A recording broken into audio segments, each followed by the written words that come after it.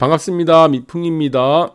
한강변 초고층 아파트 이제 천지개벽 시대가 열린다고 합니다. 이미 제가 2020년도 9월 달쯤입니까? 네. 그래서 한 달, 1년 반 전에, 1년 6개월 전에 이미 다 말씀드렸습니다. 그때 여러분들에게 한강 조망권, 그리고 통경축, 그리고 대공방호 협조구역으로 쌓여있는 이런 층수 제한, 그리고 중점 관리지역, 이 부분들이 앞으로 다 풀릴 것이다. 그래서 제가 말씀드린 것이 압구정 현대아파트 20억 초반에 있는 거 사라. 말씀을 다 드렸죠. 누누이 강조해 드렸는데 모든 사람들은 저에게 재건축도 되지 않는 아파트에 왜 사라고 얘기를 하느냐. 많이 따졌습니다. 많이 여러분들이 엄청나게 비난을 쏟아냈지만 결국에는 풀려버렸습니다. 어제도 제가 말씀드렸습니다. 서울권에 한강변 아파트 100억 넘어갈 것이다. 10년 후에 반드시 100억이 넘어갈 것이다. 그런데 오늘 반드시 또 뉴스가 나와버렸습니다. 그래서 이 부분들을 여러분들이 절대로 놓치면 안 된다는 부분들이 일단은 설명을 드리도록 하겠습니다. 35층 규제 풀린 서울. 이제 한강변에 초고층 짓는다고 해요. 그래서 이전에 지금 박원순 서울시장 때 2030이 도시계획입니다. 서울 기본계획이죠. 2030인데 이제 오세훈 시대가 넘어오면서 2040 서울 도시 기본계획으로 넘어오게 됐습니다. 이것은 법정계획입니다. 법정계획. 그래서 이거는 가장 상위법 중에 우리가 도시계획을 만드는 우리가 국토계획에서 가장 이게 상위 계획입니다. 해당 도시에. 그래서 이거는 법정 계획이기 때문에 이 계획대로 반드시 따라야 된다. 그래서 이전에는 우리는 35층 누르에 있었습니다. 서울 한강변이 35층 이상으로 지을 수가 없었어요. 지을 수 있는 방법은 딱 두 가지입니다. 첫 번째가 특별 건축구역, 두 번째는 리모델링이 가능한 복합구조. 그래서 기둥식에서 아니면은 기둥식과 그리고 슬라브와 들어간 복합구조. 기둥식과 벽식이 들어간 그런 구조들이 한해서는 어느 정도는 예외적으로 한두 층 정도는 올릴 수가 있었는데 큰 게 올릴 수는 없습니다. 어쨌든 이런 부분들이 이제는 다 풀리게 됐다. 그래서 달라지는 스카이라인 2040 도시 서울 플랜이라고 아까 말씀드렸죠. 이거는 법정 계획이기 때문에 이 계획대로 따라야 된다. 그런데 이전에 있었던 35층 룰은 이제 2040 서울 플랜으로 넘어오면서 기본 계획으로 넘어오면서 이제 없어졌다. 그래서 한강변 재건축 단지들이 일제히 이제 반색을 하죠. 즐거워하는 거죠. 기존에는 이제 35층까지 지을 수밖에 없었는데, 자, 이 부분에서 이제는 반색할 수밖에 없습니다. 왜 그렇습니까? 첫 번째 이유가 무엇이죠? 조망 세대가 늘어납니다. 조망 세대. 자, 이게 조망 세대가 늘어나는 게 가장 중요하죠. 이것 이렇고 그다음에 두 번째는 무엇입니까? 통경축이라고 보시면 될 것 같아요. 경관 심의에서 가장 중요한 것이 통경축입니다. 여러분들 통경축 하면은 너무나 잘 아실 겁니다. 조망 확보 공간이에요. 따로 이제는 조망 확보 공간을 만들지 않아도 됩니다. 신경 쓸 필요가 없는 거죠. 왜 그렇습니까? 건물이 슬림화되기 때문에. 건물 자체가 이제 높이가 올라가고 대신에 용적률은 그대로지만 건물이 슬림화되고 있기 때문에 건축 심의에서도 이제 통경축이 자연스럽게 확보된다는 것이다. 그렇게 보시면 되고, 자, 그래서 이제는 이제 한강 르네상스 시즌 2가 된다고 합니다. 이전에도 한번 르네상스 시대가 한번 열었었는데 그때도 오세훈 서울시장이었습니다. 여기서 최대 수혜를 받는 곳이 어디겠습니까? 당연히죠. 압구정 현대입니다. 압구정 현대. 압구정이에요. 압구정. 그 다음에 여의도도 되겠고, 그 전에 오히려 또 좀 피해를 보는 곳은 저는 반포 쪽이라 보고 있습니다. 그런데 지금 반포 1, 2, 4주구, 반포주공도 DH 클래스들을 지금 준비하고 있습니다. 그 부분들도 지금 이제는 이전에 지금 2030이죠. 그 부분도. 그래서 지금은 앞으로 이제 재건축되는 단지들은 어마어마한 수혜를 받을 수 있습니다. 단지 내에 조망 세대가 늘어나기 때문에. 그래서 거기서는 가장 주목을 받는 것이 저는 압구정과 그 다음에 여의도권 라 보고 있습니다. 기존에 지금 성수권도 마찬가지고 한남권도 마찬가지야. 한남권은 층수가 괜찮았습니다. 17층 이렇게 되고 하는데, 자, 그 부분들은 2030 도시계획입니다. 그래서 지금의 준비를 하고 있는 이제 건축, 이 준비를 하고 있는 압구정과 여의도는 굉장한 수혜가 예상된다 이렇게 보시면 될 것 같아요. 그래서 지금 두 가지가 있습니다. 지금 이제까지가 보시면은 층수를 높일 수 없는 것이 대공방어 협조구역이에요. 여기는 높이가 어떻습니까? 77. 그래서 257. 그래서 유동적으로 가능합니다. 이 층수를 257m까지는. 그래서 이거를 유동적으로 지금 억지로 2030에서는 서울 플래닝 기본계획에서는 지금 도시계획 조례를 만들었죠. 이게 35층 룰을 만드는 겁니다. 이게 없어지는 겁니다. 그 다음에 또 하나가 무엇입니까? 예, 중점 경관관리구역입니다. 이게 지금 연결된 게 이 통경축과 연결된 거예요. 근데 이게 이율배반적입니다. 굉장히 이율배반적. 이거 말이 안 되는 내용이에요. 우리가 건물을 보시면은 3층 높이 정도 됐어요. 이게 3층. 네, 건물이 3층짜리라 봅시다. 어차피 뒤에 가려집니다. 다 가려지죠. 3층만 높이만 돼도 뒤에 볼 수 있습니까, 앞에? 그런데 이거를 지금 층수가 낮다 보니까 이걸 조밀조밀 만들어 놨어요. 조밀조밀. 다 조밀조밀 하다 보니까 뒤에서는 아예 조망이 가려지게 됐죠.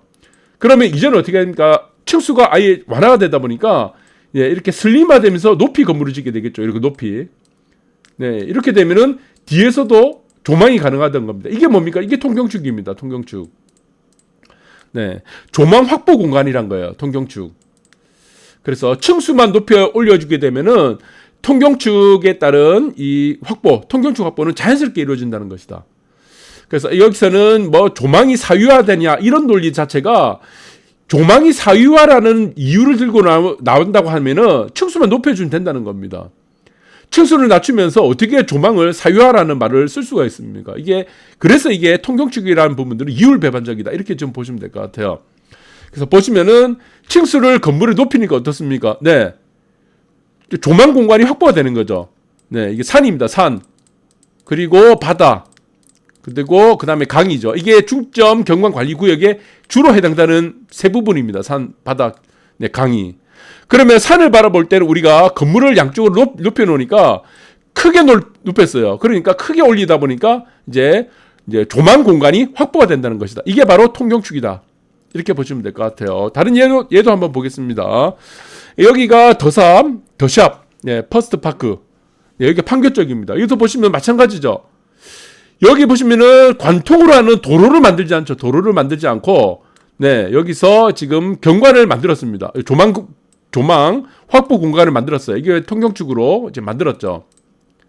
그리고 이거는 세로축입니다. 가로축을 한번 볼게요. 가로축도 지금 만들었습니다. 가로축도 이렇게 만들었죠. 그럼 이 결론은 뭐냐? 이유는 하나밖에 없다. 층만 높여주면 된다. 층만 올려주면은 뒤에서도 다 볼 수가 있다. 층을 낮추게 된다. 35층 이하로 하게 된다면 뒤에서 모든 것이 다 가려진다. 지금 여기도 마찬가지예요. 지금 다 어떻습니까? 다 지금 열려버렸죠. 사이사이로 다 열리게 됩니다. 이렇게 사이사이로 열리게 되죠. 뒤에서 X축, Y축으로 해서 다 열리게 됩니다. 뒤에서도 마찬가지입니다. 이렇게 다 열리게 됩니다. 이렇게 봐도 다 열리게 되죠. 그렇기 때문에 조망 공간을 늘릴 수 있는 부분들은 이제 건물 높이를 완화시켜 주는 것밖에 없다. 여기는 압구정 연대입니다. 압구정 연대도 다 마찬가지예요. 지금 보시면은 네, 여기 연료가 있죠.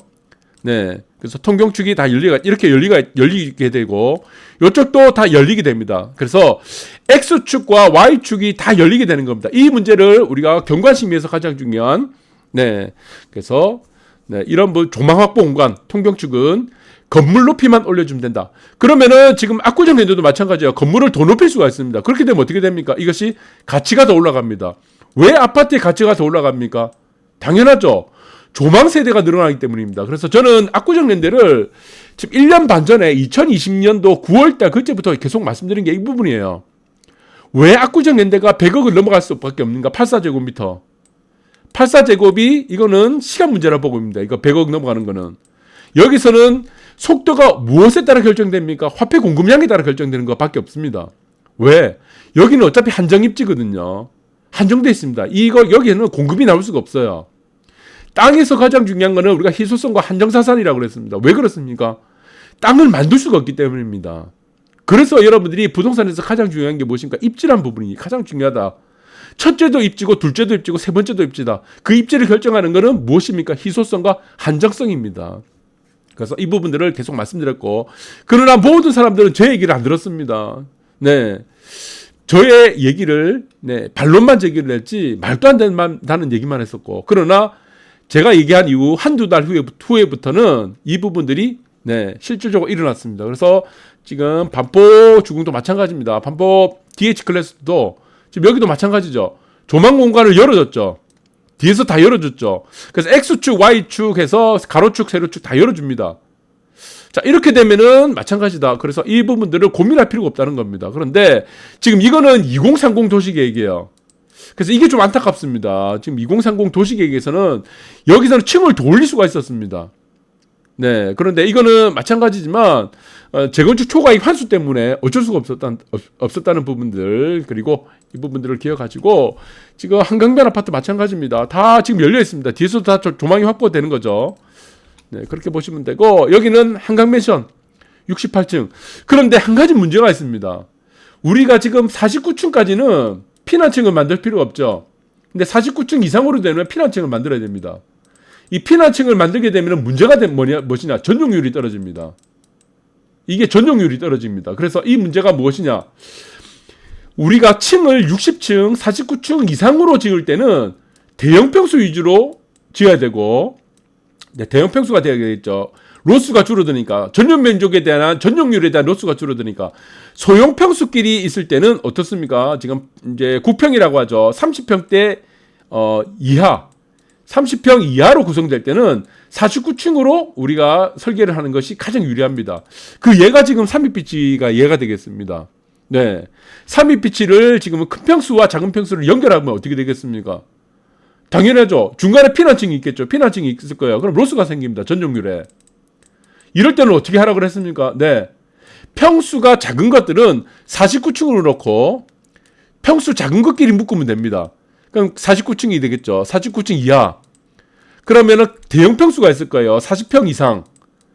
40평 이상, 39평이나 뭐 49평, 40평 이상은 어떻게 된다? 네. 이거는 이 평수끼리 묶어서 네, 고층을 만들면 됩니다. 고층. 조망 세대를 늘리면 돼요. 그렇게 보시면 될 것 같아요. 그래서 3입비치도 마찬가지입니다. 3입비치는 층수가 줄어들면은 3입비치는 가치가 무조건 줄어들게 됩니다. 네, 조망 세대가 더 줄어들게 돼요. 그래서 3입비치 같은 경우는 지금의 층수를 유지하는 게 가장 중요하죠. 그리고 평수가 작은 것끼리 묶어서 층수를 낮춰야 되고, 그리고 평수가 큰 것들끼리 묶어서 대형 평수를 맞춰서, 지금도 마찬가지입니다. 지금 통경축이 다 확보가 되어 있습니다. 통경축이. 바다 조망이라는 것들은 부산시에서 맨날 떠드는 얘기입니다. 지금 부산시도 문제고 서울시장도 문제였어요. 서울시도 문제였어요. 조망이 그렇게 중요하다, 사유재산이 아니라고 하면서 그렇게 중요하다고 얘기하면서 왜 저층 아파트를 만들냐, 이 문제죠. 층만 높여주게 되면 뒤에서 다 보이는데. 그래서 이거는 가로축도 마찬가지고 세로축도 마찬가지입니다. 네, 조망 공간을 이렇게 다 확보를 해줬다. 이쪽도 마찬가지로 조망 공간을 X축, Y축, 가로축, 세로축을 이렇게 통경축을 확보하는 것이 이 아파트를 가치를 높이는 것이고, 그리고 이 통경축을 확보하는 가장 중요한 것은 무엇이다? 네, 층수를 높여주는 겁니다. 그리고 이 아파트의 가치를 높이는 것도 한강변도 마찬가지입니다. 다 가치를 높이는 것은 층수를 최대한 높여주는 것이다. 그러나 여기는 평수 배정을 층수에 따라서 각기 다르게 만들어야 된다. 그렇게 보시면 될 것 같아요. 그래서 앞으로는 마찬가지입니다. 지금은 대한민국 자체가 마찬가지로 지금 인구 밀집도가 상당히 높습니다. 그리고 인구가 감소한다 그러면은 더욱더 중심권으로 모이게 되겠죠. 더욱더 한강변 아파트로 모이게 되겠죠. 광안대교 조망권으로 더욱더 모이게 됩니다. 인구 밀집도는 더 늘어날 수밖에 없는 거예요. 그래서 도시계획 자체를 지금 이제 확장형에서 이제는 수축, 네, 압축형으로 이제는 층수를 높이는 방향으로 가고, 네, 그렇게 해서 이제 아파트의 가치도 저희들 이제 볼 때는 조망권 위주로 이제는 재편이 될 것이다. 이렇게 보시면 될 것 같습니다. 감사합니다.